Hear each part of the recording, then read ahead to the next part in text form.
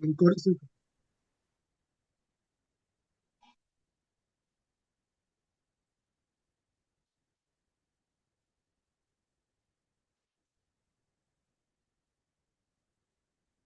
शुभ संध्या।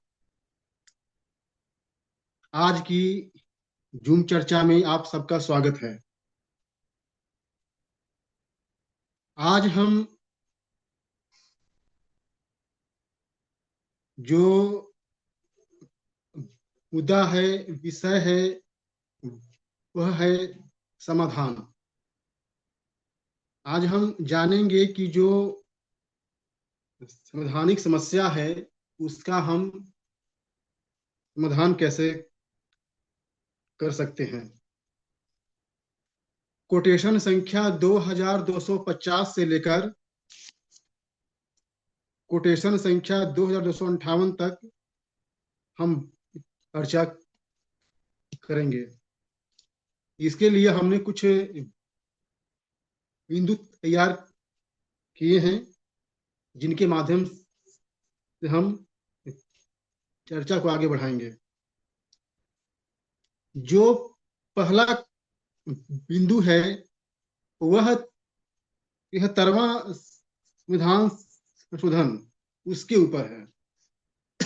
जैसा कि आप सभी जानते हैं कि 73वें संविधान संशोधन के द्वारा हमारी पार्लियामेंट ने ग्राम सभा को अधिकार दिए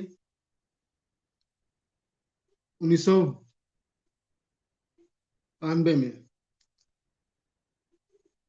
जब ये लागू हुआ तो माना गया कि यह एक क्रांतिकारी कदम है। कुल मिलाकर 29 अधिकार उसमें दिए गए। उस समय नरसिम्हा राव की सरकार थी और ये जो प्लानिंग था राजीव गांधी की सरकार से ही चल रहा था। हालांकि यह एग्जीक्यूट हुआ नरसिंह राव की सरकार में। ऐसे तो यह संशोधन ग्राम सभा को कार्यपालिका संबंधी अधिकार देता है, परंतु विधायी संबंधी अधिकार नहीं देता है। और यही इसकी सबसे बड़ी खामी है। अगर यह विधायी अधिकार भी दे दे तो समस्या का समाधान हो सकता है। अब इसमें बाधा यह है कि जब इस तरह की व्यवस्था लागू हो जाएगी तो जो राजनेता हैं जिनका दुकान वर्ग संघर्ष के आधार पर चलता है उनको दिक्कतें आएंगी। यही कारण है कि वह इसमें बाधा बन रहे हैं। जो जो दूसरा है कि सांसद को, जो हमारे सांसद हैं या विधायक हैं, वह अपने आप को जनप्रतिनिधि कहते हैं, परंतु अगर गहराई से देखा जाए तो वो दल प्रतिनिधि हैं। वह वही कार्य करते हैं विधानसभा या पार्लियामेंट में। वह वही बात बोलते हैं जो उनकी पार्टी कहती है। अगर वह पार्टी लाइन से भटकते हैं तो फिर उनके ऊपर राय होती है। अब समस्या यह है कि नाम है जनप्रतिनिधि और कार्य है दल प्रतिनिधि का। यही समस्या है। जो इस कोटेशन में बात कही गई है कि संसदीय लोकतंत्र को बदलकर निर्दलीय व्यवस्था की ओर जाना चाहिए। अब बात यह आती है कि अगर हम निर्दलीय व्यवस्था का निर्माण करते हैं तो यह बिल्कुल ही नई व्यवस्था होगी।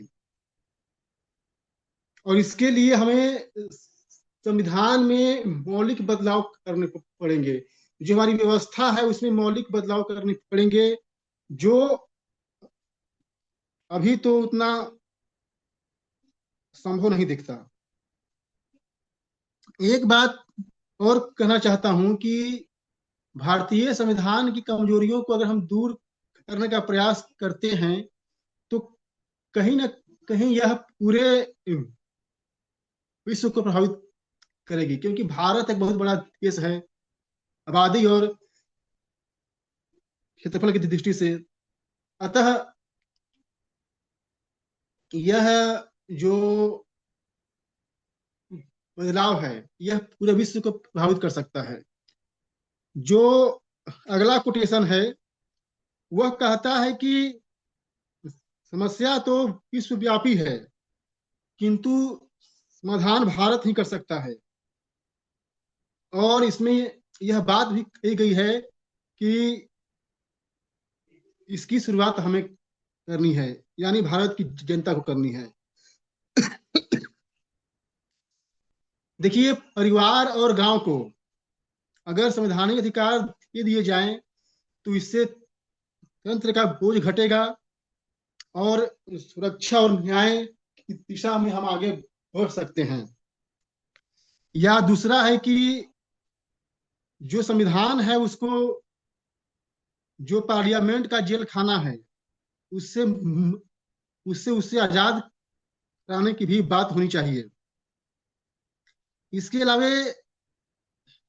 जो लोकतंत्र है, मूल अधिकार, अपराध या समानता है, जो इसकी भ्रमपूर्ण परिभाषाएं हैं, उसको भी हमें चुनौती देना पड़ेगा।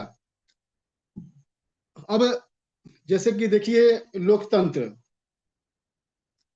मूल अधिकार, अपराध, समानता, ये सबकी जो परिभाषाएं हैं हमारे यहाँ भ्रमपूर्ण है, भ्रम पैदा करती हैं, और इसे हमें चयन करना पड़ेगा। जो आगे जो बात कही गई है वह बोल रहा है कि जो गंभीर विद्वान हैं, जो गंभीर विचारक हैं, उनको गंभीर मुद्दों पर चर्चा करनी चाहिए। जैसे हमारे कुछ उपाय हैं जो हम चाहते हैं कि अगर वो इम्प्लीमेंट हो, हम उसको अमल में लाएं, तो हम समस्या से पार पा सकते हैं। तीन में भारतीय संविधान की समीक्षा। दूसरा, मूल अधिकार। जो हमारे मूल अधिकार हैं उसकी परिभाषा को हमें हमें बदलना पड़ेगा। जैसे कि अभी हमारे यहाँ 6 प्रकार के मूल अधिकार हैं, लेकिन जो हमारी परिभाषा है वह कहता है कि मूल अधिकार असीमित हैं। व्यक्ति की अबाध स्वतंत्रता ही मूल अधिकार है, जो उसके प्राकृतिक अधिकार हैं। तो हम हमें उसी दिशा में आगे बढ़ना है। ग्राम सभा का सशक्तिकरण करना है।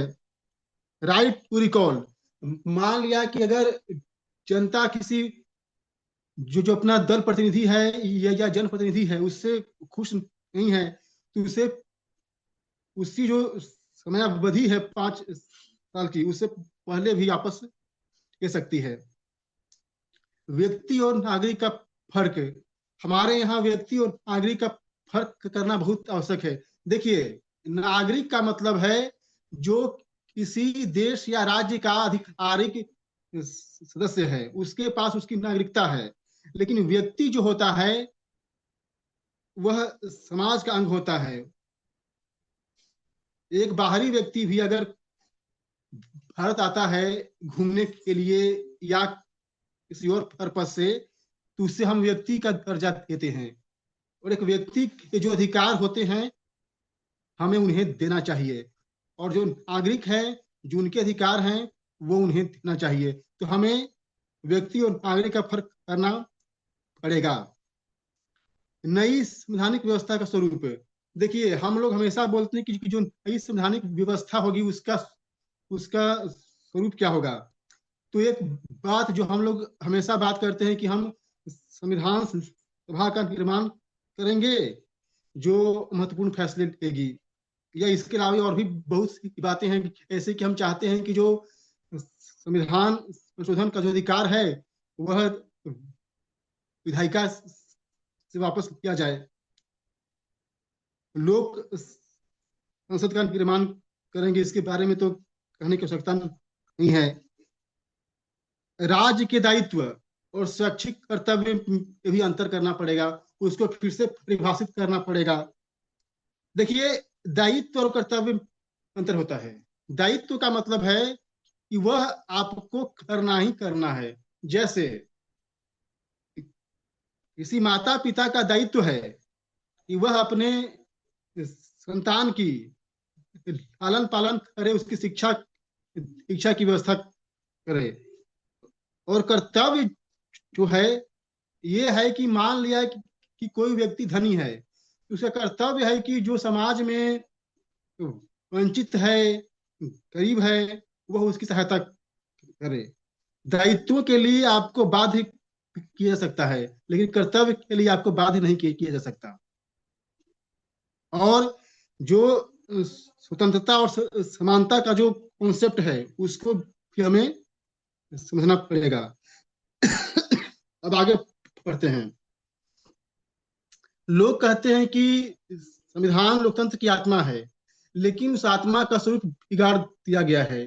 जो हमारे राजनेता हैं या राज्य व्यवस्था है, उसने संविधान में मनमाना संशोधन करके उसे अपना गुलाम बना लिया है। तो हमारा यही मकसद है कि उसे तंत्र के चंगुल से आजाद कराकर खुली हवा में सांस लेने का अवसर दें। आगे बढ़ते हैं। जो यह बात कही गई है कि जो सत्ता का जो अधिकांश भाग है वह केंद्र के जिम्मे है। देखिए, इस कोटेशन का मैं जो बोल लुभाव है मैं आपको बोलता हूं। यह कोटेशन कहता है कि हमें विकेंद्रीकरण की ओर बढ़ना है। जो परिवार, ग्राम सभा, समाज, उसको भी अधिकार देना है। और जो संविधान संशोधन की जो वर्तमान प्रणाली है उसमें भी आमूल चूल बदलाव करना है। इसका निचोड़ ये हुआ कि ये कहना चाहता है कि हमें विकेंद्रीकरण की व्यवस्था को बढ़ावा देना है। आगे का कोटेशन कहता है कि संविधान संशोधन में जो लोक है, समाज है, व्यक्ति है, उसकी प्रत्यक्ष भूमिका हो। और जो संशोधन है या परिवर्तन है वह तंत्र अंतिम अधिकार न हो। और इसकी के बारे में तो हमने बहुत चर्चा की है, तो हम आगे बढ़ते हैं। देखिए, जो संविधान संशोधन का जो असीम अधिकार है वह पार्लियामेंट के पास न होकर लोग के पास होना चाहिए। अब देखिए, जो बातें हैं ये बातें लगातार एक ही आ रही हैं, और जिसके बारे में हम पिछले कुछ दिनों से लगातार चर्चा कर रहे हैं। बस इतना ही कहना चाहते हैं कि जो कोटेशन कहना चाहता है कि जनमत संग्रह की व्यवस्था हो या संविधान सभा का निर्माण हो, बस।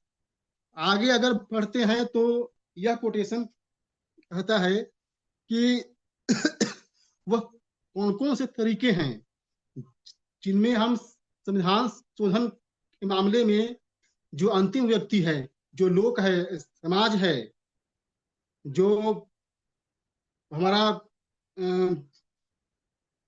अंतिम व्यक्ति है, उसकी भूमिका कैसे बढ़े या हो। तो पहला है जनमत संग्रह। दूसरा है जो वोटर्स हैं उनकी एक तात्कालिक संख्या निकाल कर उनका रेफरेंडम किया जाए। लोक संसद, प्राचार्य सभा। प्राचार्य सभा का मतलब ये होगा, जहां तक हमें लगता है, अगर कोई व्यक्ति के पास स्नातकोत्तर की उपाधि है तो हो सकता है कि वो व्यक्ति इस दायरे में आए। या कोई व्यक्ति अधिक पढ़ा लिखा है, डॉक्टरेट है, या बुद्धिजीवी है, तो हो सकता है कि उसी से सभा में शामिल किया जाए। ग्राम सभा इसके बारे में आप जानते हैं, और केंद्र सभा। तो ये 6 तरीके हैं जिनके माध्यम से हम संविधान में संशोधन कर सकते हैं।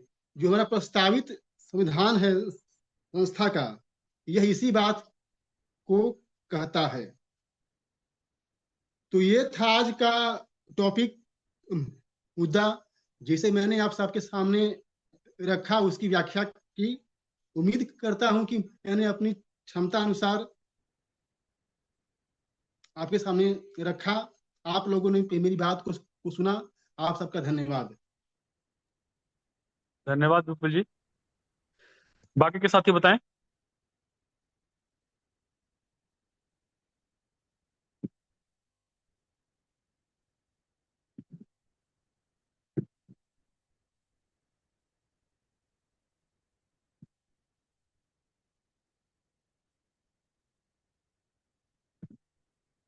चलिए मैं थोड़ा सा विषय को रख देता हूँ। एक तो देखिए, इसमें जो पहला कोटेशन है जो कहता है 73वें संविधान संशोधन की जो बात करता है, और उसके बाद जो 74वां संविधान संशोधन है जिसमें कि नगर पालिकाओं को 18 अधिकार दिए जाने थे और 73वें संविधान संशोधन में 29 अधिकार दिए जाने थे।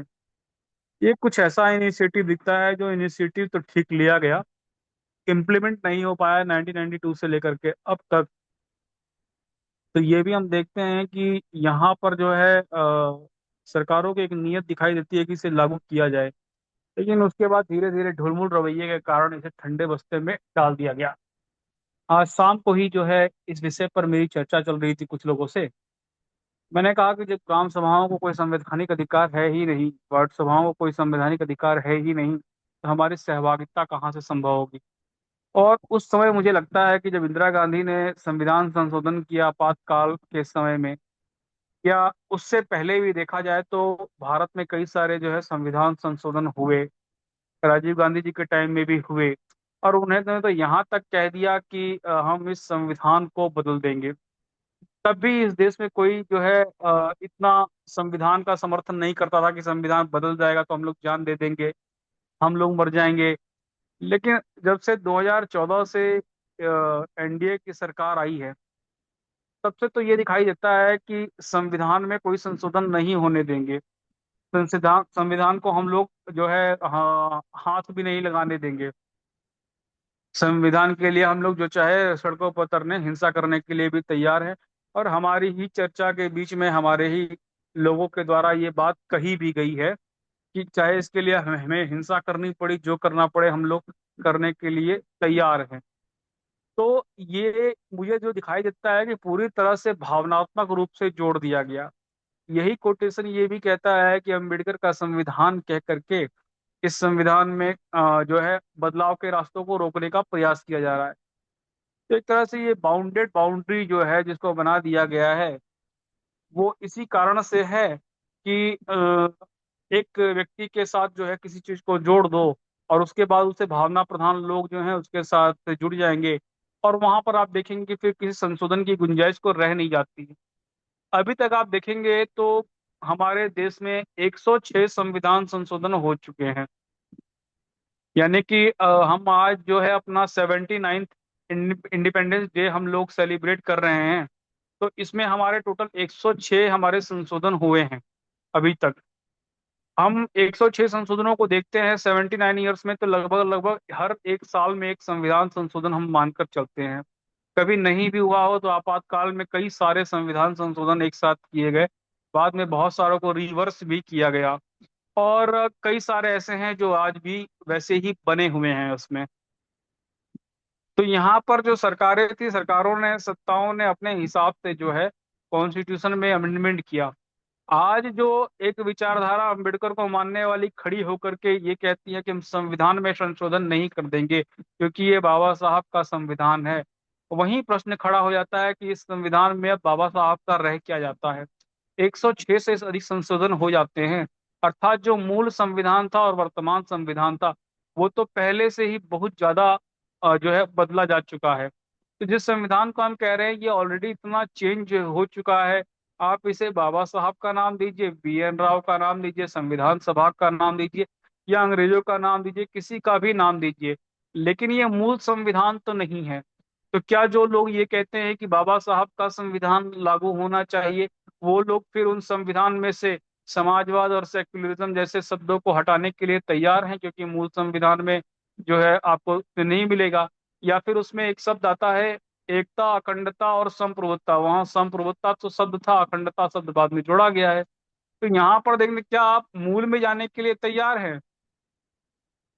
तो मुझे ऐसा लगता है कि नहीं, जो है हम लोग उसके मूल पे जाने के लिए जो है तैयार नहीं है। सत्ताओं ने केवल अपने हिसाब से अमेंडमेंट किया, और जो कोई भी वर्तमान जैसे नई सरकार है, अब वो संशोधन करना चाहे तो उसके लिए बड़ी समस्या है कि इसे बाबा साहब का संविधान कह करके डिफेंड करने का प्रयास किया जाता है।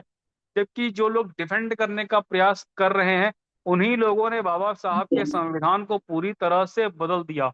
अर्थात उन्होंने इतने संशोधन कर दिए कि वो मूल संविधान नहीं रहा, और अपने हिसाब से उनकी विचारधारा के विरुद्ध जाकर के भी संशोधन किए हैं। तो यहाँ पर जो वर्तमान परिस्थिति दिखाई देती है वो पहली परिस्थिति से तो बिल्कुल अलग है। अब जो हम नई व्यवस्था हम लोग बनाना चाह रहे हैं, हम लोग नई संविधान सभा पर बात कर रहे हैं या नए संविधान पर बात कर रहे हैं, उसके प्रारूप पर बात कर रहे हैं, वहां भी एक बड़ी समस्या हम लोग ये हमको दिखाई देता है कि एक तो हमें नए संविधान के प्रति जो है जन जागृति करने की आवश्यकता है। दूसरी तरफ यह भी दिखाई देता है कि जब आप जैसे ही नए संविधान पर बात करते हैं, वैसे ही इस देश में एक बड़े वर्ग को बरगला दिया जाता है कि तुम्हारे सारे अधिकार चले जाएंगे, फिर से इस देश में मनुस्मृति लागू हो जाएगी, कोई भले ही इस देश में शरीयत आ जाए लेकिन समस्या नहीं है। तो ऐसे बरगला दिया जाता है जिसकी कोई संभावना दिखाई नहीं देती है। और मुझे लगता है कि देखिए, संविधान संशोधन एक बड़ी सामान्य चीज है, लेकिन जब आप उसके साथ भावनाएं जुड़ जाती हैं, इमोशंस जुड़ जाते हैं, उसमें पॉलिटिक्स आ जाती है, तो देश काल परिस्थितियों के अनुसार भी उसमें जो है संशोधन नहीं होते हैं। और जो विरोध करने वाले हैं, उन्होंने इसी संविधान का सहारा लेकर के देश में तानाशाही तक की, देश में उन्होंने इमरजेंसी भी लगा दी। तो जो इमरजेंसी लगा देते हैं, क्या वे वास्तव में संविधान को मान रहे हैं? क्या उन्होंने संविधान को एक तरह से क्या कहते हैं कैप्चर करने का प्रयास नहीं किया?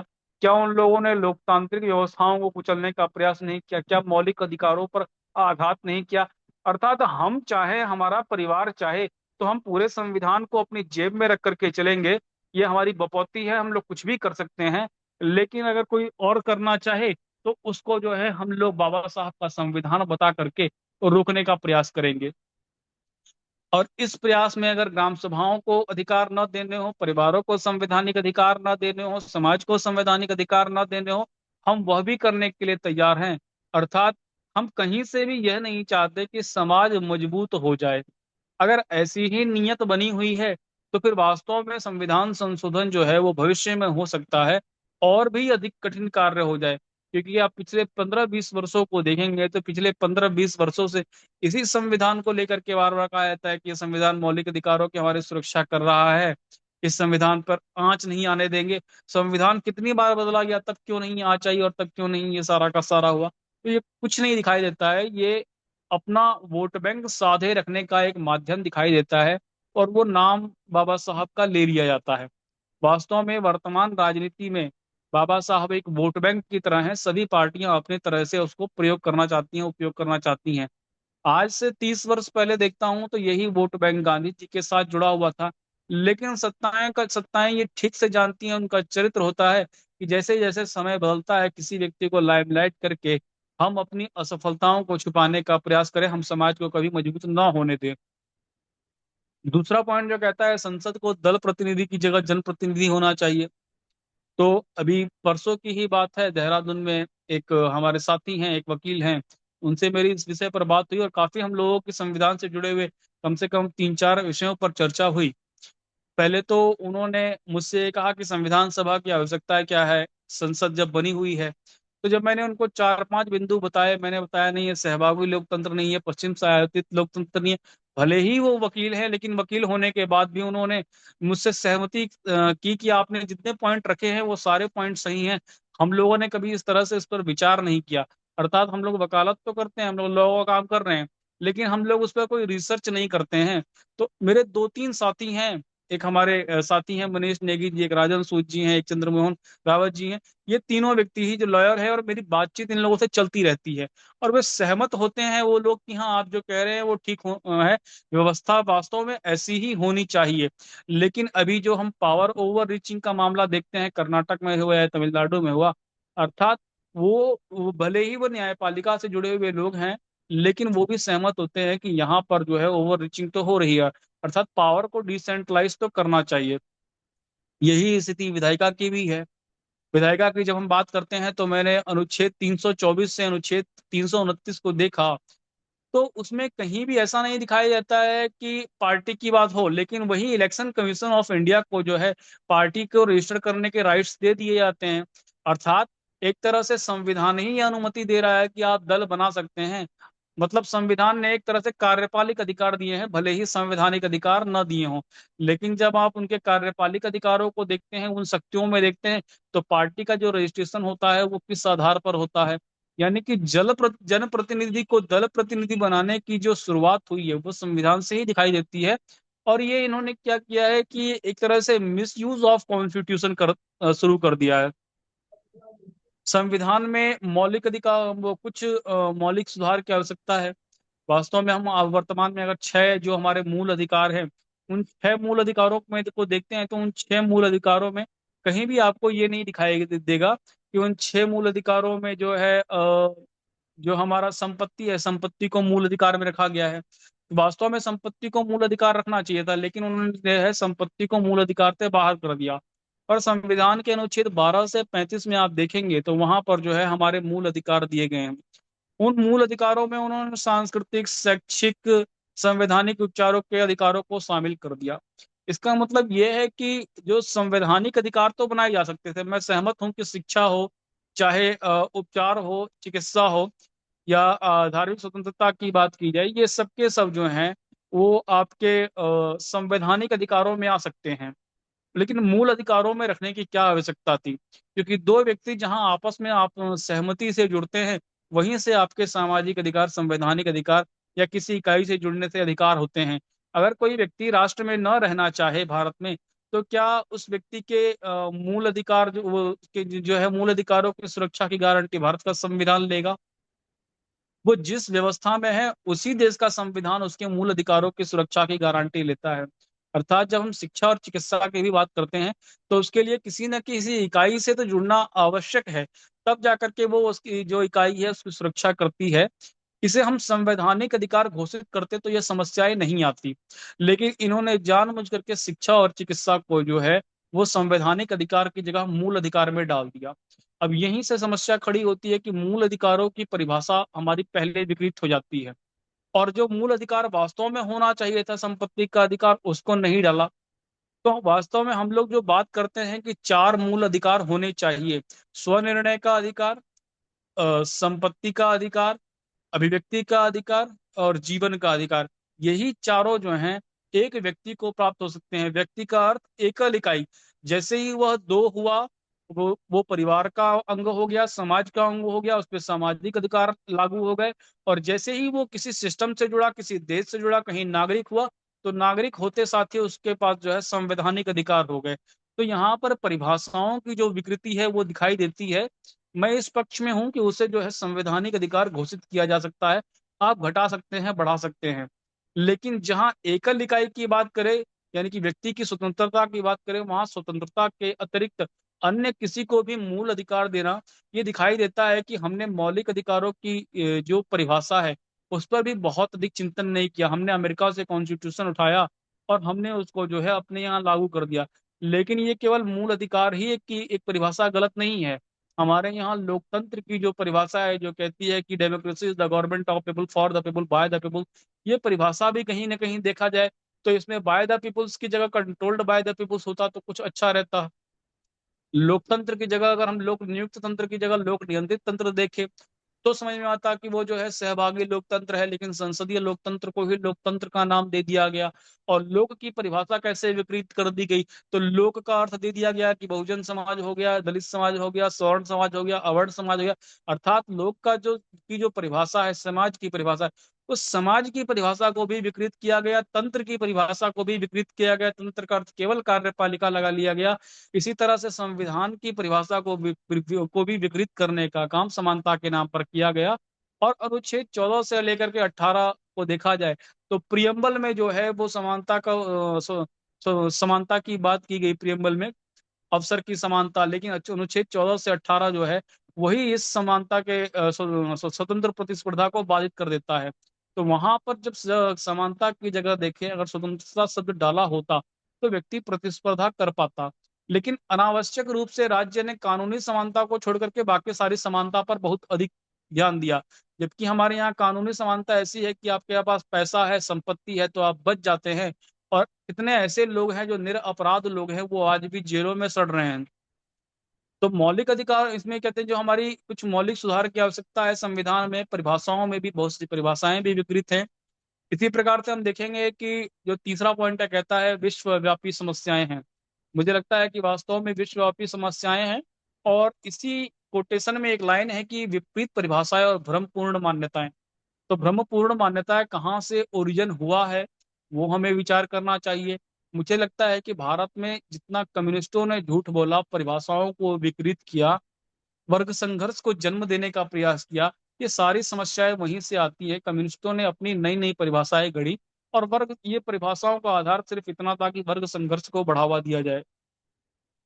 इसमें जैसे जो चौथा पॉइंट है उस पर हम लोगों की कई बार चर्चा हुई है। मैं इसमें बाकी के जो साथी है वो लोग बात रखेंगे, ग्राम सभा सशक्तिकरण पर मैंने अपनी बात रख दी। बस मैं इतना ही कहना चाहूंगा कि इसमें जो राइट टू रिकॉल कहा गया है, मैं समझता हूं कि हमें अगर राइट टू इलेक्ट दिया गया है तो राइट टू रिकॉल के साथ साथ हमें राइट टू पार्टिसिपेट भी दिया जाए। हमें जो है राइट टू ऑपरेट भी दिया जाए, राइट टू कंट्रोल भी दिया जाए। अर्थात हम केवल तंत्र की नियुक्ति करके उसे वापस ही ना बुला सकें, तंत्र को नियंत्रित भी कर सकें। अर्थात राइट टू रिकॉल के साथ साथ right to control, right to operate, right to participate, ये सारे के सारे चीजें जो है हमारे पास होनी चाहिए। ऐसा ना हो कि जो तंत्र है केवल हम उसको वापस बुला ले रहे हैं, और वापस बुलाने के नाम पर देखते हैं तो जो नई सत्ता आती है वो नई सत्ता भी फिर वही करने लग जाए, तो हमारी सहभागिता क्या रह जाती है। अर्थात राइट टू रिकॉल एक अच्छा प्रोविजन है, लेकिन हमारी सहभागिता जो है वो राइट टू पार्टिसिपेशन से होती है, और उसी को हम लोग सहभागी लोकतंत्र कहते हैं। इससे इसके बाद जो पांचवा पॉइंट है वो हमने 73वें और 74वें संविधान संशोधन पर हम लोगों ने चर्चा करी ही।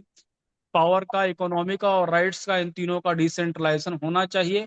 लोहिया का समाजवाद देखें तो लोहिया का समाजवाद जो है वो आर्थिक मामलों में तो कहता है कि विकेंद्रीकरण होना चाहिए, लेकिन राजनीतिक मामलों में विकेंद्रीकरण का पक्षधर नहीं है।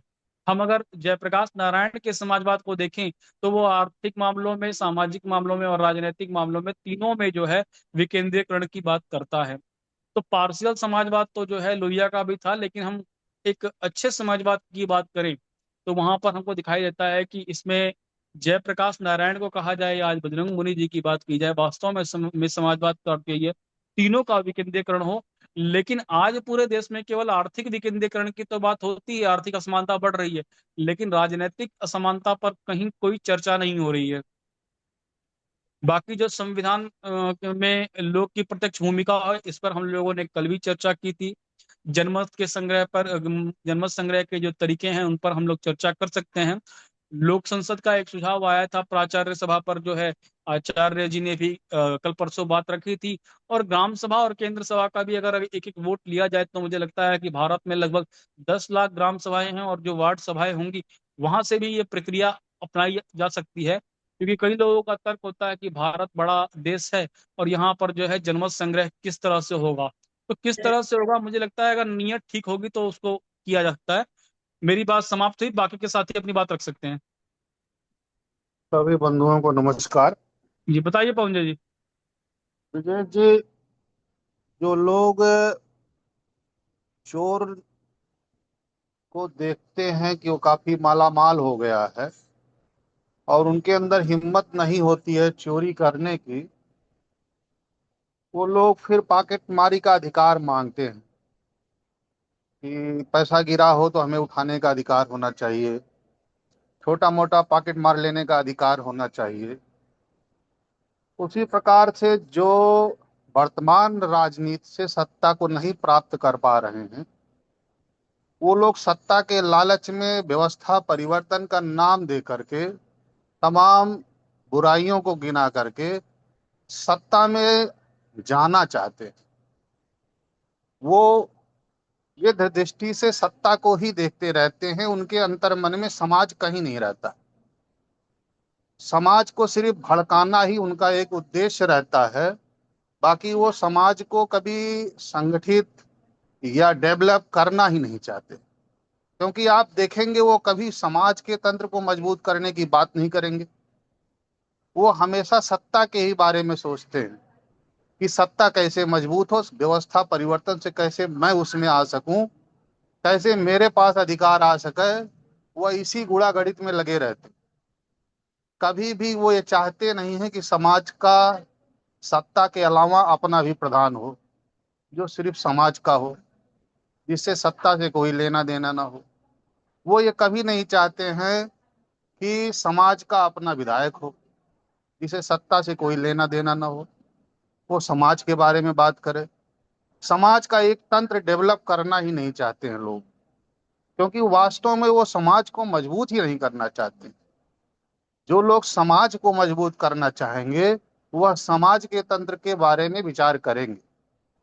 बजरंग मुनि जी आज चाहते हैं कि मार्गदर्शन मंडल काम करे, तो उसके तंत्र के विकास के लिए, उसके तंत्र को मजबूत करने के लिए प्रयास करते हैं। जो भी संस्था चाहती है कि वो आगे बढ़े, वह अपने तंत्र को विकसित करना चाहती है। और जो सिर्फ समाज का भला कहने की बात करता हो और समाज के तंत्र के लिए कोई काम ना करता हो कि समाज का तंत्र कैसे मजबूत हो, समाज का तंत्र कैसे बने, वो इस बारे में भी बात नहीं करता। वो सिर्फ सत्ता के लिए बात कर रहा है, तो उसकी नीयत पे शक करना जाहिर। जनता को अधिकार देने का मतलब है सामंतवाद को बढ़ावा देना। जनता को जब जब अधिकार दिए गए मौर्य काल के बाद, जब वर्ण व्यवस्था को कानूनी जामा पहनाने का प्रयास किया गया, तो सामंतवाद की बाढ़ आ गई। और उसका एग्जाम्पल हम ग्राम समाज द्वारा पाए हुए अधिकार के बारे में देख सकते हैं। हम सब ग्रामवासी हैं, हम लोगों ने देखा है कि ग्राम समाज के पास जो अपनी जमीनें थी, सभी ग्रामवासियों ने मिलकर लूट लिया। आज कहीं भी ग्राम समाज की जमीन बची नहीं रह गई। तो ग्राम समाज को अधिकार मिलने का, अधिकार सत्ता के द्वारा पोषित अधिकारों का मिलना ही मतलब लूट। और जहां धन की लूट हो और लूट होने का अवसर बराबर हो, वहां पर समाज सेवा नहीं हो सकती, वहां सिर्फ समाज सेवा का स्वांग रचा जा सकता है। और जितने लोग संवैधानिक अधिकार पाकर सत्ता में घुसना चाहते हैं, वह उस लूट में असल में शामिल होना चाहते हैं। जिस देश की जनता दिनों दिन निर्धन हो रही है, वो विश्व को क्या दिशा देगी? वह विश्व को कोई दिशा नहीं दे सकती। हम झूठ बोलते हैं, झूठे भ्रम में रहते हैं, अपने आने वाली पीढ़ियों को झूठ बताते हैं। हमने कोई भी विश्व के मुकाबले में हमने ऐसी कोई टेक्नोलॉजी डेवलप ही नहीं कर पाई कि जो कहीं पर हमें लगता हो कि हम कोई विश्व की दिशा दे सकते। कमजोर आदमी कौन सी दिशा देगा? आज प्रधानमंत्री जी ने लाल किले से कहा कि निर्धन लोग जो है वो यह मान लेते हैं कि हम किसी के ऊपर निर्भर हैं, और वो इसी में अपना भविष्य मान लेते हैं, यही अपना जीवन मान लेते हैं। दलित समाज जो राजा थे, राजा रजवाड़े थे, जिन्हें लड़ाइयों के नाते समाज छोड़कर जंगल जाना पड़ा, उनके महल उनको वापस न दे करके उन्हें आरक्षण देना चुना हमारे नेताओं ने। जिस प्रकार से एक तरीके से आज जातिगत संघर्ष को जन्म दे दिया, वर्ग द्वेष को बढ़ावा मिला।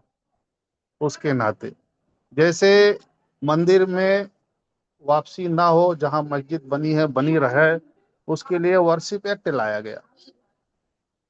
वर्शिप एक्ट ला करके यह प्रयास किया गया कि मंदिर वापस न लिया जाए, जिससे धार्मिक द्वेष बना रहे, धार्मिक संघर्ष बना रहे, जिससे हम इस संघर्षों के जरिए सत्ता को पाते रहें, विकास करने की जरूरत हमें न पड़े।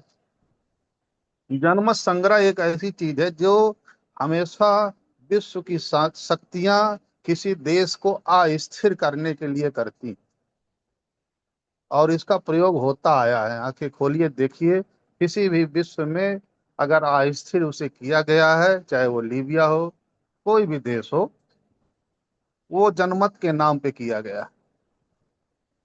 यह एक हथियार है जो पूंजीवादी देशों के पास संप्रभुता के लिए खिलाफ काम किया जाता है। सत्ता की संप्रभुता बनी रहना चाहिए, इसे खेल का मैदान नहीं बना चाहिए कि कल को 20,000 लोग या 20 लाख लोगों की भीड़ खड़ी हो जाए और वो कह दे तो सत्ता डगमगा जाए।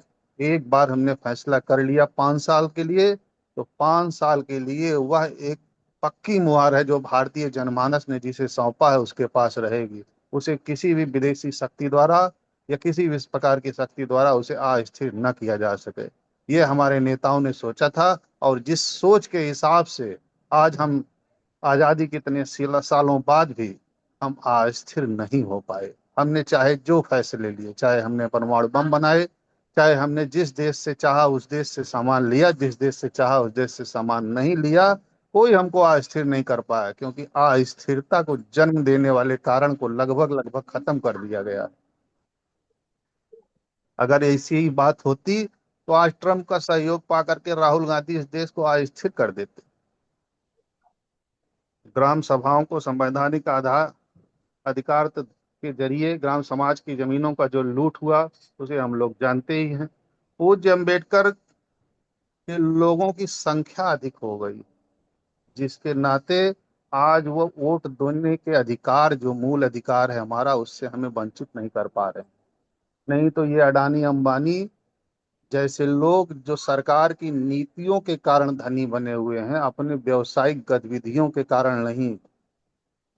अगर वैसी नीतियां किसी भी आदमी को मिल जाए तो वही धनी हो जाए। हजारों करोड़ों की संपत्तियां सरकारें उन्हें फ्री में दे देती। ऐसे लोग आम आदमी से उसके अधिकार छीन लें। हमारे यहाँ के घर के बच्चे जब एमबीए और बीटेक करके बड़ी कंपनियों में जॉब करते हैं तो उन्हें बताया जाता है कि अपने बॉस के सामने आंख नीची रखो। अम्बेडकर का वह संविधान ही है जो यह हक देता है, चाहे बॉस हो या नौकर, सबको एक बराबर अधिकार है एक जगह पर सत्ता चुनते समय, जिसके लिए लोग विवश हो जाते हैं और आम गरीब मजलूम आदमी के पास जाते हैं, उसके पैरों को छूते हैं। संविधान की मूल भावना के खिलाफ कोई भी परिवर्तन नहीं हो सकता इस देश में। ये झूठा प्रोपेगेंडा रचा जाता है कि बहुत सारे परिवर्तन हुए। बहुत सारे परिवर्तन इसीलिए हो पा रहे हैं क्योंकि लोकतंत्र के प्रहरी सो रहे हैं। उनका अपना कोई तंत्र नहीं है, वो देख नहीं पा रहे हैं, अपनी बातें कह नहीं पा रहे हैं। बाकी हमारे संविधान निर्माताओं ने पूरा प्रयास किया है कि नेता कितना भी भ्रष्ट हो जाएगा लेकिन मूल भावना के खिलाफ नहीं जा पाएगा, जो हमारे देश के लोकतंत्र को संवैधानिक मजबूती देता है। धन्यवाद। जी धन्यवाद। अन्य साथी बताएं। हाँ, जी नमो बताइए नमः। मंगला प्रसाद जी। नमो नमः, धन्यवाद। अ, जो आज चर्चा जो है कि अभी ब्रजेश जी ने चर्चा किया और पवन जी ने चर्चा किया, बड़ा प्रौढ़ और तर्कपूर्ण बातें सुनने को मिली है और नए बिंदु से प्रस्तुत होते हैं। और पवन जी से बात से यह लगता है कि जो है कि हमें अपना तंत्र विकसित करना चाहिए खुद में, आत्मनिर्भर हो और ऐसा तंत्र विकसित करें जिससे जो है कि यह कहिए कि ऐसे जो है तटस्थ विचारों का अपना एक तंत्र बनना चाहिए। और जो यहाँ बात हो रही है ग्राम सभा सशक्तिकरण, यह तो संविधान संशोधन का बहुत उचित मार्ग है, लेकिन ग्राम सभा सशक्तिकरण के माध्यम से ग्राम अशक्तिकरण का अद्भुत मार्ग उपलब्ध हुआ।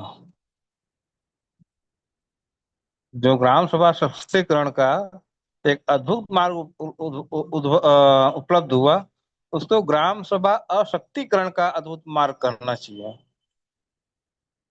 आज गांव में चुनाव होते हैं, चलिए ठीक है, वोट के द्वारा चुनाव होते हैं, लोकसभा विधानसभा इत्यादि के, लेकिन राज्यसभा में, विधान परिषद में आमजन वोट नहीं देता है। लेकिन वहाँ वहाँ किस तरह से चुने जाते हैं, हमको इसको समझना चाहिए। तो क्यों नहीं विधान परिषद में जो है कि आम जनता का वोट लिया जाता है, क्यों नहीं राज्यसभा में आम जनता का वोट लिया जाता है? क्योंकि वह भी विधानसभा लोकसभा की तरह जो है कि युद्ध का मैदान हो जाएगा और अनावश्यक जो है कि धन बल का प्रयोग होगा। आज ग्राम सभाओं की चुनाव में मैं धन बल का नंगा स्वरूप देखता हूँ, और 2 4 5 प्रधान चुनाव लड़ते हैं और करोड़ों रुपया खर्च हो जाता है, और इसके बाद जो चुनाव जीत के आता है वो भी सोचता है कि 5 साल बाद हमका चुनाव जीतना नहीं है, हम हम अगले चुनाव लड़ने के लिए पहले पैसा इकट्ठा कर लेंगे, बाद में विकास की बात करें। हमें अगला चुनाव लड़ना है, 25 लाख रुपया 50 लाख रुपए के बीच में हमको पैसा चाहिए। 50 लाख रुपया 25 लाख रुपया के बीच में पैसा जो चाहिए हमें अगला चुनाव लड़ने के लिए, हम इसमें जो प्रधान बने हुए हैं इसमें हम उस पैसे की तैयारी क्यों न कर लें?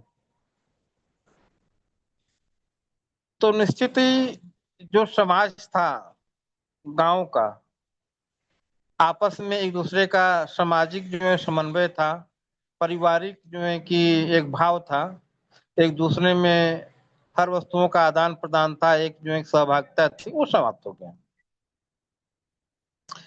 राजनीति के आने पर। और पूरा पूरा गांव का समाज एकदम जो शक्तिहीन हो गया, और पूरे गांव में एक व्यक्ति का दूसरे व्यक्ति से कोई मतलब नहीं रह गया, हित अहित से सीधा संबंध समाप्त।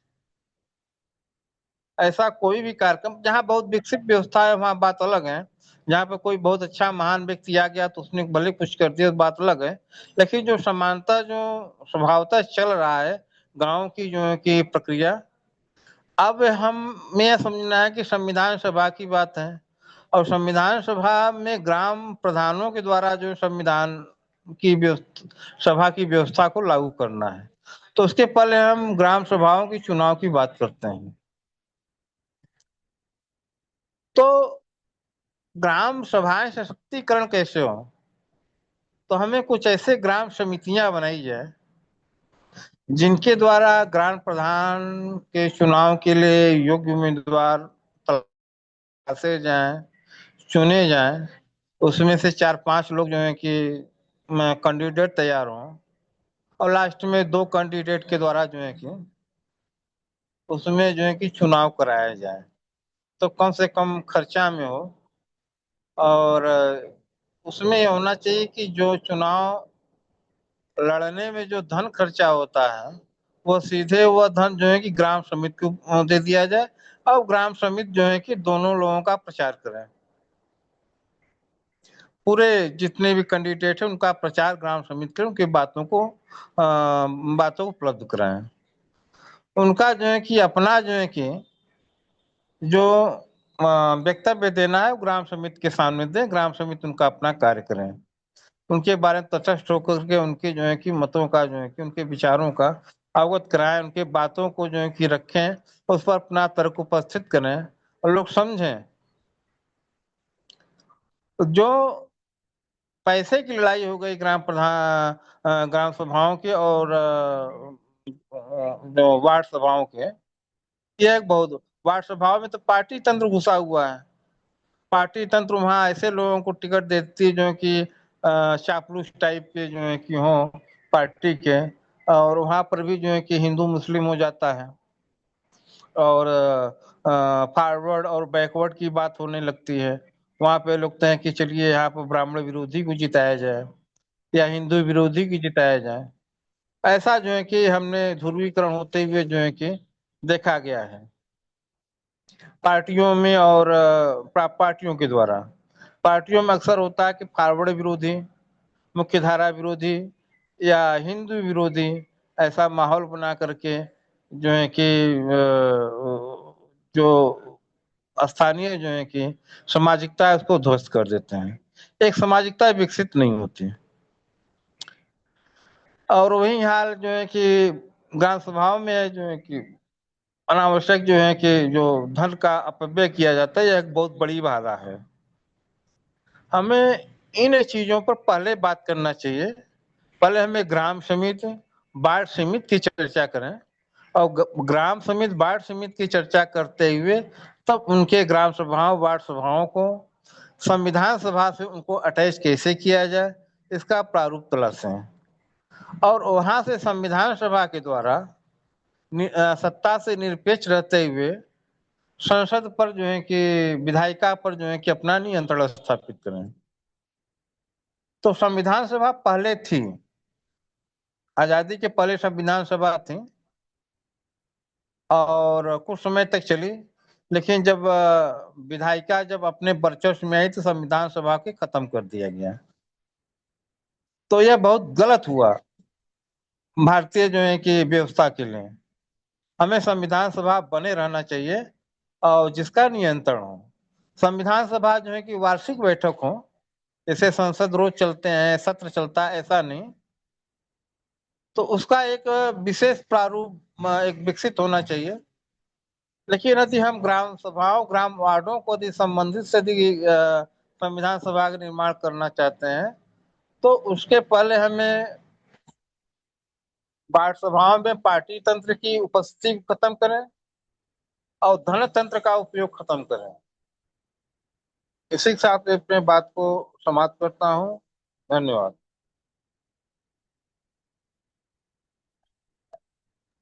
बाकी के साथी बताएं। सभी को नमस्ते। नमस्ते, बताइए। जैसे ग्राम सभा और पंचायत सभा, वो पंचायत सभा अलग है, ग्राम सभा अलग है, छत्तीसगढ़ का जो भी है। जैसे पंचायत सभा में पंचायत के मेंबर बैठते हैं और ग्राम सभा में आम आदमी बैठते हैं। जो लोग मतदाता सूची में जो नाम रहता है वो ग्राम सभा के सदस्य होते हैं। तो जैसे कार्य योजना बनाना है पंचायत का तो ग्राम सभा में बनता है। सोशल ऑडिट करना है तो जैसे उस समय पंच सरपंच उस ग्राम सभा का अध्यक्ष नहीं रहते हैं, आम आदमी अध्यक्ष रहते हैं। और जैसे आय व्यय का पूरा हिसाब ग्राम सभा लेता है कि ये बिल्डिंग कितना का पैसा आया था, कितना लागत लगा, कितना बचा, कितना पुलिया कितना आया था, कितना बना है ना। तो ग्राम सभा जो है वो लोगों द्वारा लगाया जाता है और पंचायत सभा मेंबर द्वारा लगाया जाता है। तो ग्राम सभा अगर लागू हो जाता है तो भ्रष्टाचार उसमें कम दिखता है। जैसे हमारे यहाँ साल में 4 ठे ग्राम सभा लगते हैं, है ना। 4 ग्राम सभा में उसमें कार्य योजना भी बनता है, आय व्यय का उसमें हिसाब भी होता है। उस समय जो पंच सरपंच रहते हैं, प्रधान वगैरह, वो आम सदस्य बनते हैं। और जो वहाँ जो चुना जाता है ग्राम सभा में किसी व्यक्ति को, वो अध्यक्ष रहता है, उसके नेतृत्व में होता है। वहाँ एक सरकारी कर्मचारी अलग से आता है जो सचिव रहता है। वो पंचायत का सचिव रहेगा ना, सरपंच रहेंगे, वो केवल हिसाब देने के लिए रहते हैं। और पंचायत सभा जो है वो कार्य योजना करते हैं कि वो कौन सा काम कहाँ कहाँ कराना है, और वो भी ग्राम सभा में ही निर्णय होता है कि कहाँ कुआं खुदाना है, कहाँ पर हैंडपंप लगना है, कहाँ पुलिया बनना है, कहाँ भवन बनना है। ये ग्राम सभा में कार्य योजना बनता है। तो इस टाइप में है।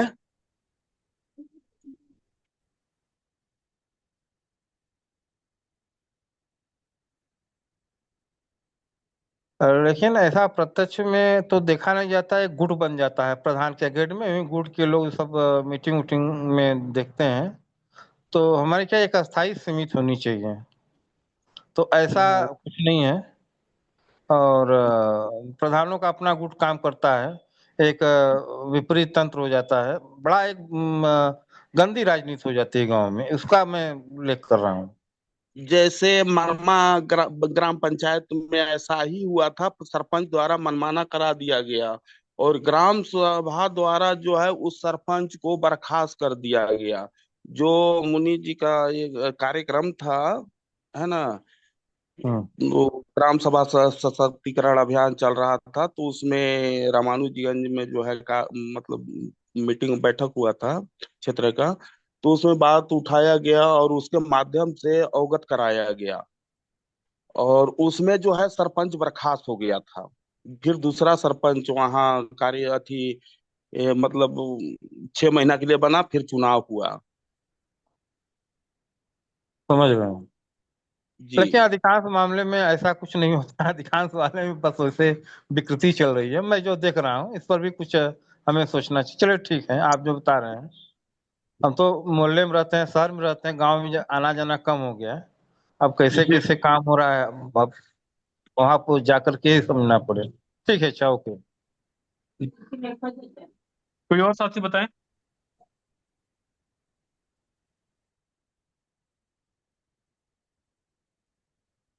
हेलो। जी हम आदरणीय, बताइए। सभी विद्वत साथियों का अभिवादन है। सभी जो आज की चर्चा की बिंदु है उस पर अपना अपना विचार गंभीर रूप से दे रहे हैं। सबका विचार जो है सो सराहनीय है। आज हमारा स्वतंत्रता दिवस है और इस स्वतंत्रता दिवस पर हम सबको बहुत बहुत बधाई और शुभकामना देते हैं। और हम लोग जो इस स्वतंत्रता में जो हमें पूर्ण स्वतंत्रता का अधिकार मिलना चाहिए था, वो अधिकार जो है हमें सुनने में, देखने में, लोगों के द्वारा सुनाने में सब कुछ तो लगता है कि हम स्वतंत्र है और हमें स्वतंत्रता का अधिकार है और हमें संविधान, और आज हम स्वतंत्रता का जीवन जी रहे हैं। लेकिन जब हम इसकी गहराई में जाते हैं तो वहां हम देखते हैं कि हमारे राष्ट्र में जो है कई ऐसे राजे रजवाड़े हैं या कई ऐसे जो पारिवारिक वर्चस्व है राजनीति के ऊपर, कई ऐसे समृद्धशाली या आपराधिक तत्व हैं, उनका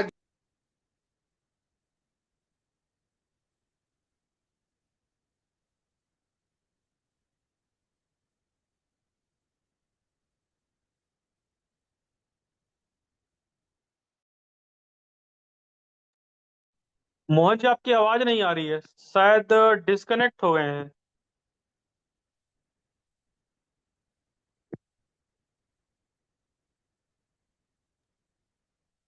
तब तक कोई और साथी बताएं।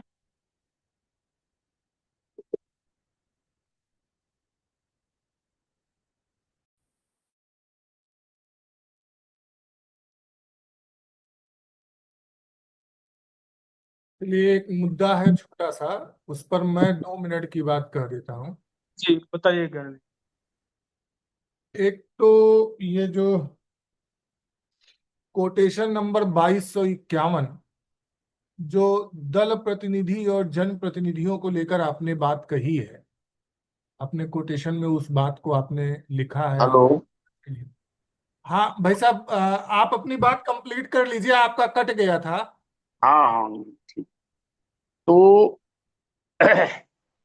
जो समाज में ये सारे जो समृद्ध और शक्तिशाली हमारे राष्ट्र के अंदर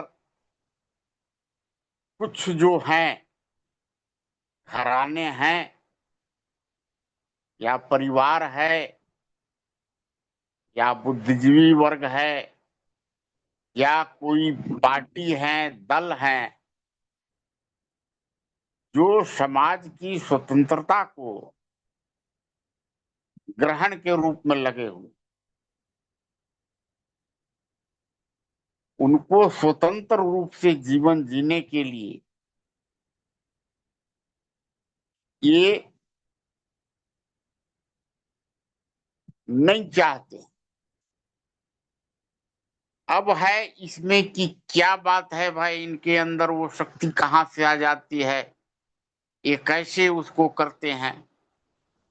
तब यहाँ पर बात आती है कि जो हमारा संविधान है और संविधान सर्वोच्च है, और संविधान में जो धाराएं हैं, अनुच्छेद है, उनके अनुसार जो है उनको वो शक्ति मिलती है। अब अगर हम कोई भी प्रतिनिधि को चुनते हैं जनप्रतिनिधि के रूप में, लेकिन उनको दल प्रतिनिधि कौन बनाता है? संविधान बनाता है।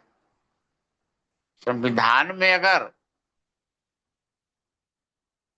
वो शक्ति उसको नहीं मिलता तो हमारा जनप्रतिनिधि जो है वो अपने क्षेत्र की बात को संसद में जो है रखता, अपना तर्क प्रस्तुत करता कि हमें ये अधिकार मिलना चाहिए। लेकिन संविधान जो है के माध्यम से उसका अधिकार जो है, जनता का अधिकार जो है, वहां से बट गया। और वो जो है केंद्र में जो बैठे हुए सत्ताधारी हैं, उनके पास जो है केंद्रीकरण की नीति के अनुसार शक्ति वहां चली जाती है। अब जहां तक हम ग्राम सभा की बात करते हैं,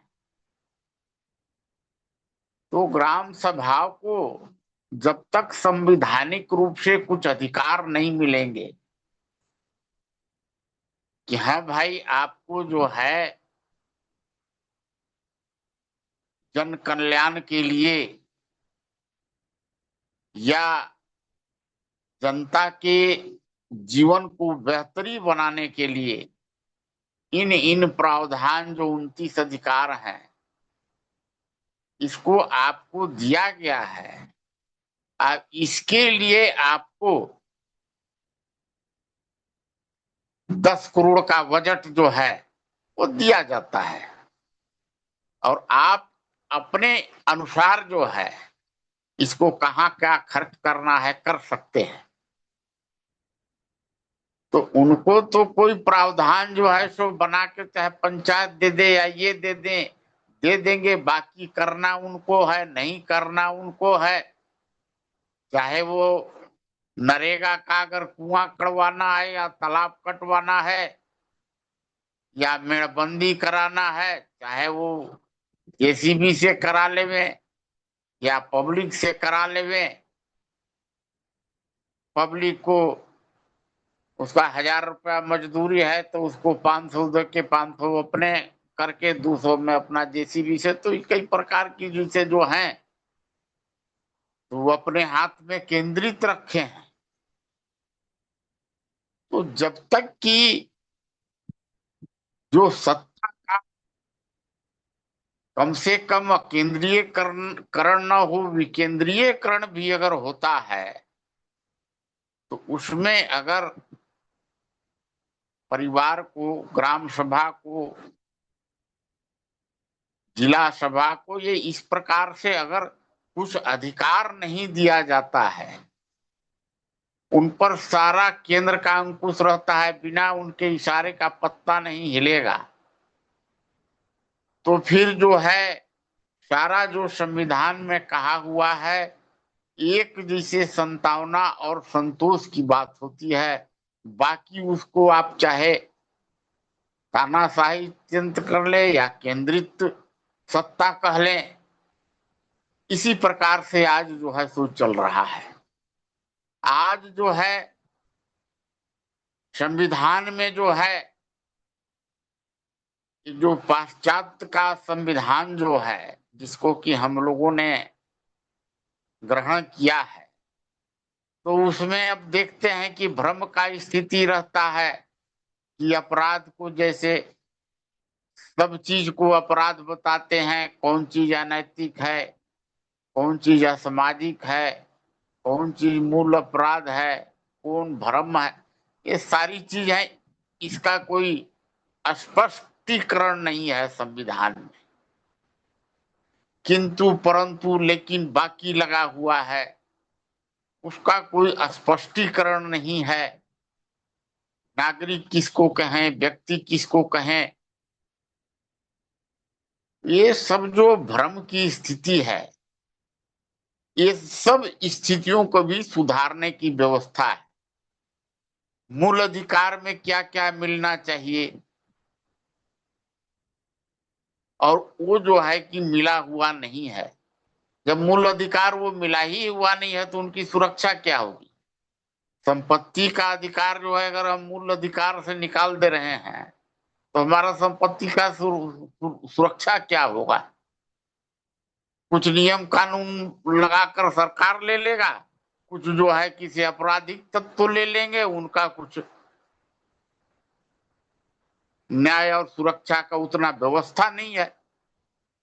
बहुत सा जो है हम देखते हैं कि संविधान में जो है सो खामियां हैं और सब मिला करके अब हमारे सामने है कि हम लोग बार बार कहते हैं कि संविधान का आमूलचूल परिवर्तन है, तो ये तो पहले भी हम लोग चर्चा किए हैं कि ये तो संभव नहीं है, लेकिन कुछ संशोधन किए का भी अगर व्यवस्था बनता है तो उससे भी कुछ राहत जो है मिल सकता है।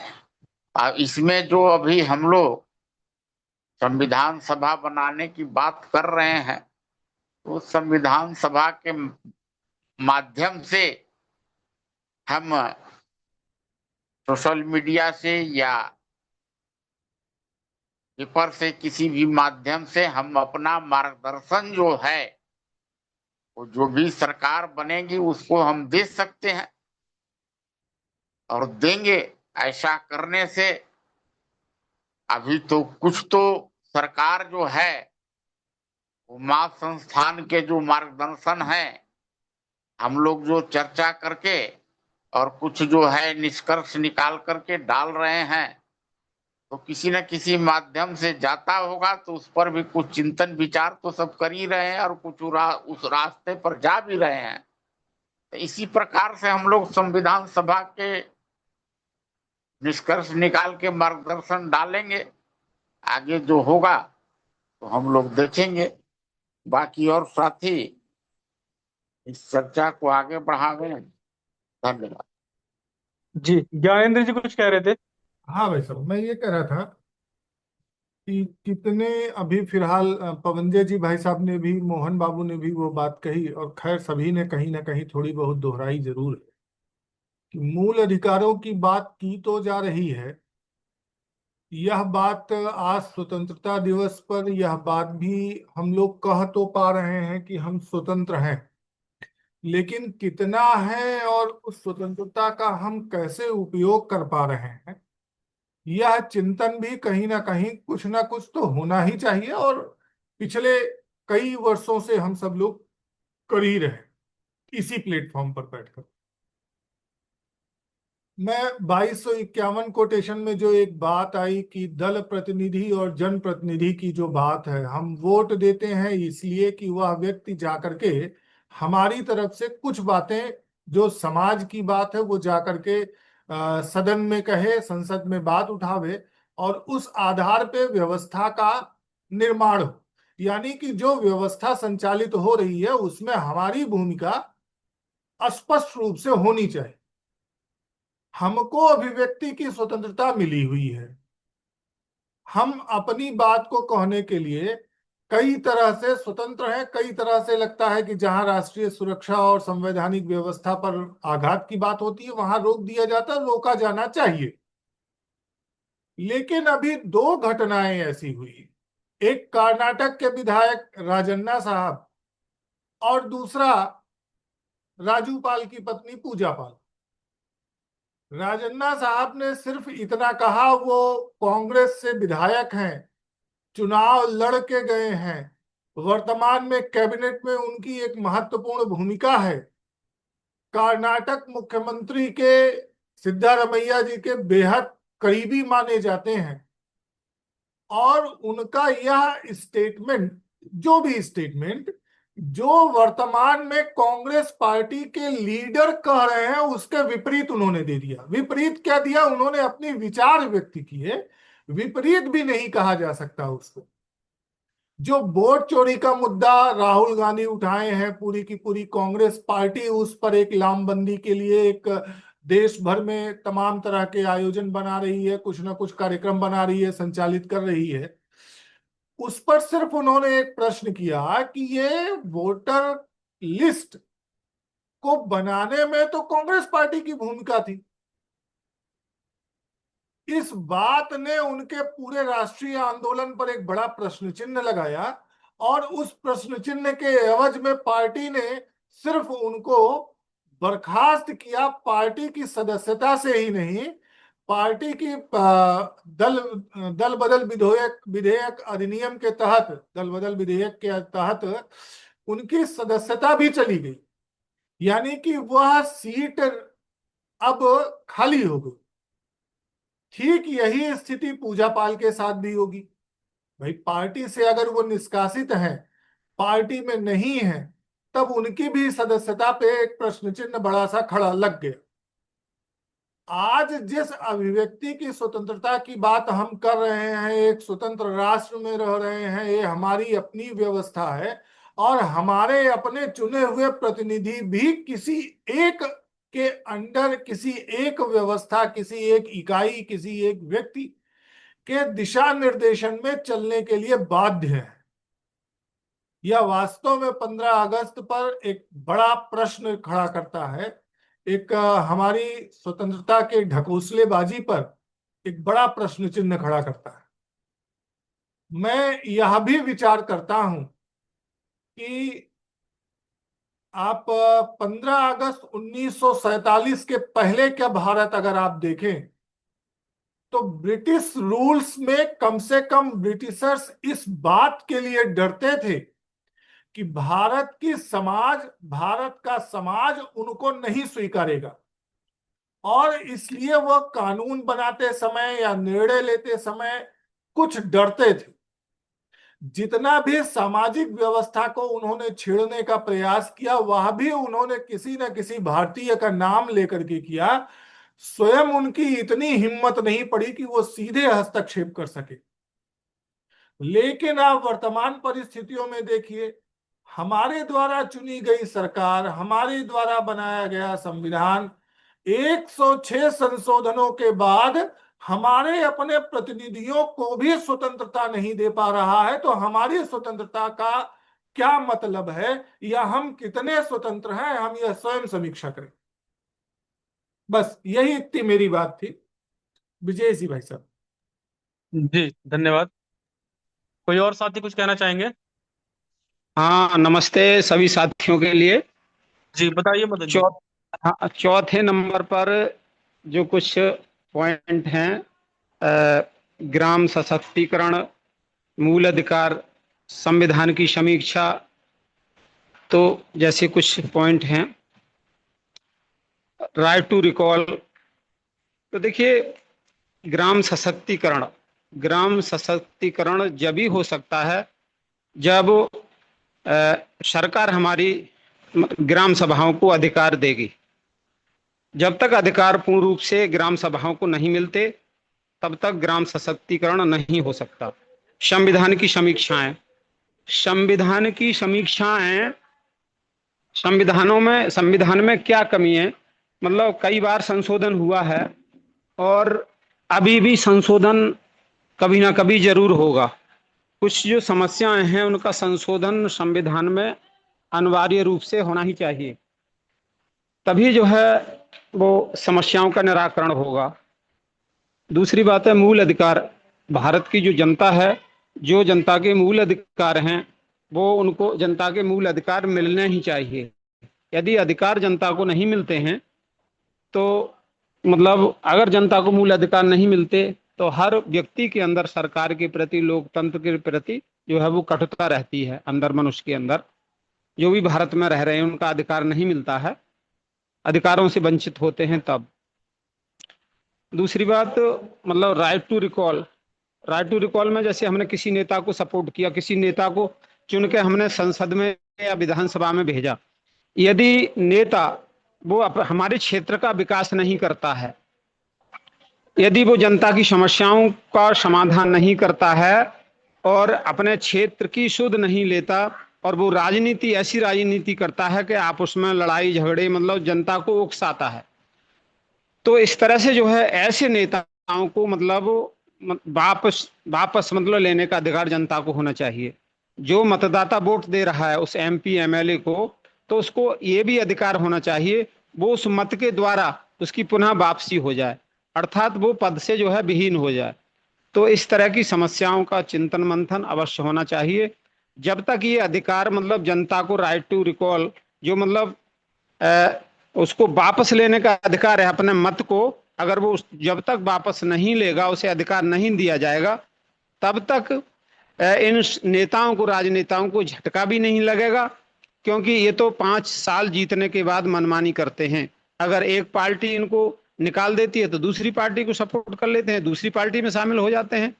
इनकी तो मतलब जय जयकार होती है। तो मतलब अपने जितना सरकार से मतलब कमाई कर सकें, धनवान बन सकें, अपने मतलब विदेशों में भी बैंक में खातों में जमा करते हैं, भारत में तो करते ही हैं।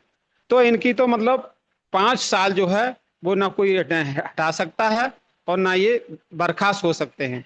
इन्हें मासिक वेतन भत्ता भी मिलता है और इनके मतलब विधायक निधि और सांसद निधि में करोड़ों रुपया पैसा खर्च करने के लिए सरकार देती है।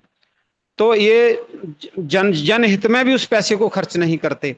अगर किसी प्राइवेट विद्यालय को 10-20 लाख रुपए देते भी हैं, किसी विद्यालय को अगर 20 लाख रुपए देते हैं, तो उसमें से 10 लाख रुपए ये लेते हैं, तब जो है 10 लाख उस विद्यालय में लगाएंगे और 10 लाख अपना खुद लेंगे, ऐसे साठगांठ करते हैं। तो इस तरह से हमें मतलब जो अधिकार राइट टू रिकॉल वाला हर व्यक्ति को होना चाहिए। अपने जो मताधिकार, मत देता है, वोट देता है, उस वोट की पुनः वापसी करके मतलब उस नेता को हटा सकें हम, इस तरह का नियम अवश्य होना चाहिए। बस इतना ही बोलूंगा।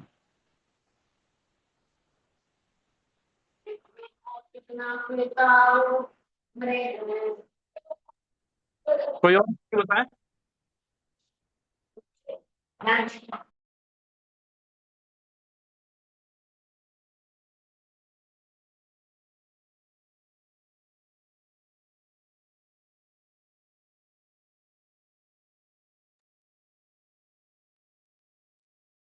बबलू जी या वैद्यराज जी कुछ कहना चाहें?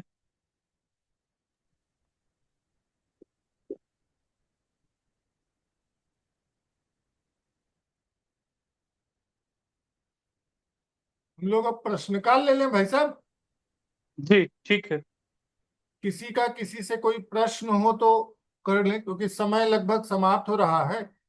आज मुनि जी का स्वास्थ्य कुछ ठीक नहीं था, तो संभवतः वो हॉस्पिटल गए होंगे दिखाने के लिए उनका परिवार, इसलिए वो जुड़ नहीं पाए।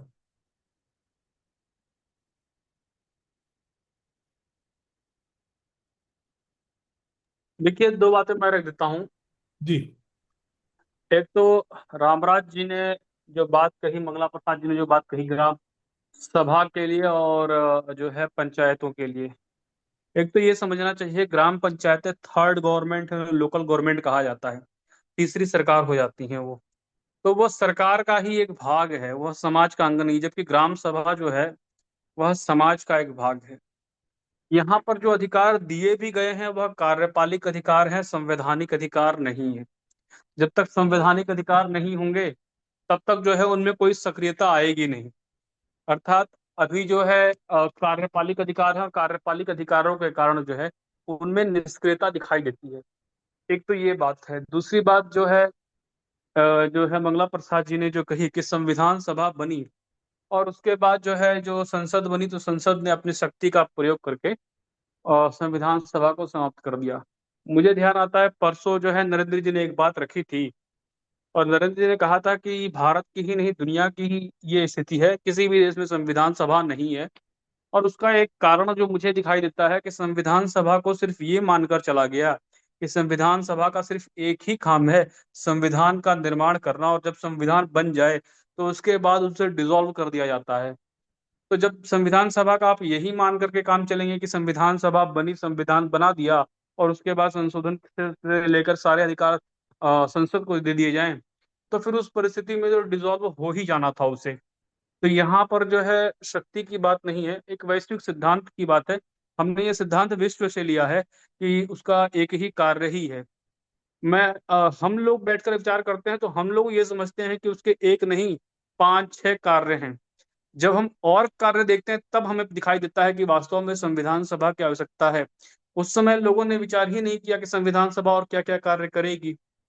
लोगों ने यही सोचा कि अब तो संविधान सभा ने संविधान बना दिया, अब इसकी आवश्यकता है नहीं, बाकी संशोधन से लेकर सारे अधिकार संसद कर लेगी। तो यहाँ पर एक नियत नियत को तो मैं कम दोष देता हूँ। यहाँ पर जो चीज दिखाई देती है वो कि हमने विश्व से सब कुछ कॉपी पेस्ट किया और विचार भी हमने वहीं से लिया।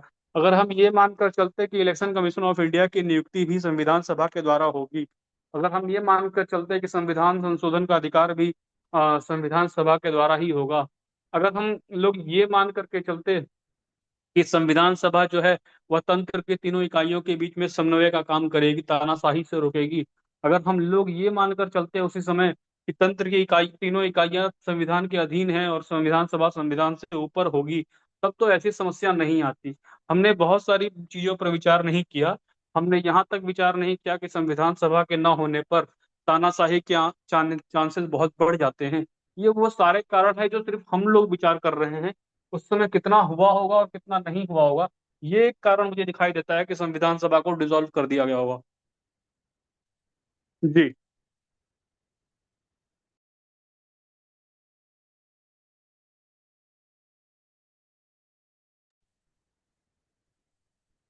सहमत हूँ भाई साहब, बिल्कुल ठीक कहा आपने। वास्तव में तंत्र चाह भी रहा था। मैं ये इसको इस तरह से देखूंगा ब्रजेश जी, कि आप स्वतंत्रता काल का अगर आप समय देखेंगे, जिस समय 1947 1920 से लेकर के 1910 से लेकर के पूरे विश्व में समाजवाद का एक बड़ी लहर थी। और वास्तव में ब्रिटिश क्राउन जिस तरीके से मनमानी तरीके से पूरे विश्व पर एक तरीके से शासन कर रहा था, तो लोगों में एक विद्रोह की भावना कहीं ना कहीं हर जगह बनी ही गई थी कि हम ब्रिटिश क्राउन के अंतर्गत रूल्ड नहीं होंगे। और उस समय सत्ता से बाहर, ब्रिटिश रूल से बाहर निकलने की छटपटाहट थी। और वो छटपटाहट सिर्फ सत्ता संघर्ष तक सीमित रही। मैं मुनि जी की इस बात से भी बड़ा प्रभावित होता हूं कि जिस समय सारे लोग सत्ता संघर्ष की चिंता कर रहे थे, गांधी एकमात्र ऐसे व्यक्ति थे पूरे ग्लोब पर जो व्यक्ति की स्वतंत्रता की चिंता कर रहे थे, सत्ता संघर्ष में बिल्कुल नहीं शामिल थे। सत्ता संघर्ष के, चूंकि सत्ता संघर्ष ही मुख्य था, तो संविधान सभा के निर्माण का सिर्फ एकमात्र उद्देश्य बचा कि सत्ता उनके हाथ से निकल करके हमारे हाथ में आ जाए, और वो हम कैसे रूल करेंगे, हम कैसे शासन सत्ता चलाएंगे, जनता को हम बता दें कि हम ऐसे ऐसे चलाएंगे। तो वो जो बताना है कि हम कैसे चलाएंगे, यही काम भर था सिर्फ संविधान सभा का। इसके आगे संविधान सभा का कोई और रोल उस समय नहीं दिखता। संविधान सभा सिर्फ एक प्रोटोकॉल बना रही थी जिसके आधार पर तंत्र आगे का काम संभालता, यानी कि शासन सत्ता संचालित होती। मुझे ये लगता है ये उस समय विचार रहा होगा जरूर। जी ठीक बात है। किसी साथी को कोई बात है या कोई प्रश्न है तो रख सकते हैं। भैया जी, वैदराज बोल रहा हूँ। जी हाँ, बताइए। ये 6वें बिंदु पे दिया है कि आदर्श लोकतंत्र की लड़ाई 74 से चालू हुई थी, मतलब इसकी जानकारी मुझे बताइए तो कैसा, किसने चालू की थी 74 से आदर्श लोकतंत्र के लिए? 74 से भाई साहब, जहां तक हमको याद आ रहा है, मैं बता रहा हूँ, बाकी और इसको स्पष्ट करेंगे। जो 74 से आदर्श लोकतंत्र की जो बात आई है, वो आई है जेपी नारायण के आंदोलन से। जिस समय इंदिरा गांधी ने देश पर इमरजेंसी लगाई, जिन कारणों से, वह कारण आदर्श लोकतंत्र की तरफ आगे बढ़ने की बात थी। जिस तरह से उल्टा पिरामिड और शक्ति का सीधा पिरामिड का सिद्धांत जेपी नारायण ने दिया, ये बताया कि शक्ति व्यक्ति के अंदर होनी चाहिए, शक्ति राज्य को संचालित करने की शक्ति नागरिक के अंदर होनी चाहिए, सत्ता केंद्र में नहीं होनी चाहिए। ये दर्शन तो गांधी का ही था, लेकिन इसको वास्तविक धरातल पर शुरू किया जयप्रकाश नारायण ने 1974 के आसपास।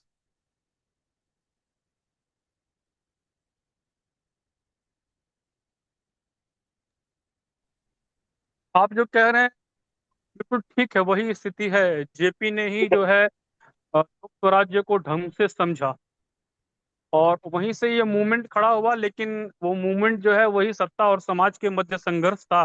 सत्ता उसमें सफल रही और समाज फिर से जो है उसी स्थिति में पहुंच गया। अन्ना हजारे को उतनी समझ नहीं थी लोक स्वराज्य की व्यवस्था की, समझ ना रही वो, लेकिन वो संघर्ष भी सत्ता और समाज के मध्य ही था। उसमें फिर सत्ता से मजबूत हुई और समाज फिर कमजोर हुआ। और हम लोग भी जो संघर्ष कर रहे हैं वो वही है, सत्ता और समाज के मध्य है। फिर ऐसा ना हो कि हमारे यहाँ से कोई अरविंद केजरीवाल निकल जाए या कोई पार्टी, बड़ी पार्टी खड़े हो जाए। तो इसके लिए हम लोग को कहीं ना कहीं सतर्क रहने की आवश्यकता है। और किसी भाई की कोई बात, कोई प्रश्न?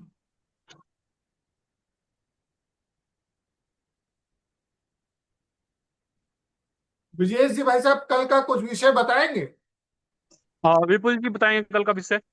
कल का विषय रहेगा जो आजकल टैरिफ का जो इशू चल रहा है, हम उस पर बात करना चाहते हैं।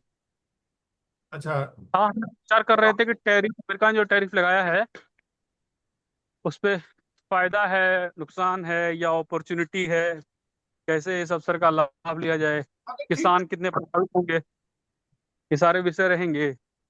ठीक ठीक, मुझे कोई लगता है गंभीर है, इस पर चर्चा अच्छी हो सकती है। ठीक है जी ठीक है, चर्चा को समाप्त कर सकते हैं। जी। धन्यवाद सभी का, जुड़ने के लिए बहुत बहुत आभार। धन्यवाद। एक बात और विजय जी भाई साहब, हाँ विजय जी भाई साहब निकल गए, चलिए कोई बात नहीं।